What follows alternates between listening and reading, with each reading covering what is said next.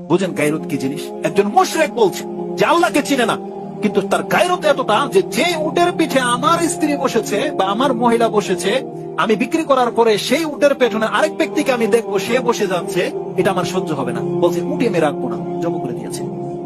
এটা হচ্ছে গায়রত। এক সাহাবী তো বলেছিল, ইয়া রাসূলুল্লাহ, যদি আমি আমার স্ত্রীর সাথে অন্য কোনো পুরুষকে দেখে আমি কিন্তু তাকে হত্যা করে দেব। সাহাবীরা বলছে, বলি কি? রাসূলুল্লাহ বলছে, তোমরা কি তার গায়রত সম্পর্কে আশ্চর্য হচ্ছ? তার চাইতে বেশি গায়রত আমি মুহাম্মদ সাল্লাল্লাহু আলাইহি ওয়াসাল্লাম রাখি, আর তার চাইতে বেশি গায়রত হচ্ছে আল্লাহ সুবহানাহু ওয়া তাআলা।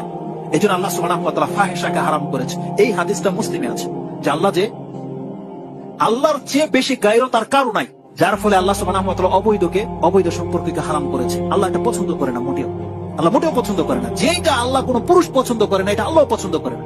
আল্লাহ পুরুষদের মধ্যে বা মানুষের মধ্যে এই ফিতরত দিয়ে দিয়েছে যে একটা পুরুষ কি যত খারাপই হোক, ও কি পছন্দ করে যে ওর মেয়ের সাথে, ওর বোনের সাথে অন্য কোনো ছেলেকে দেখুক? পছন্দ করে?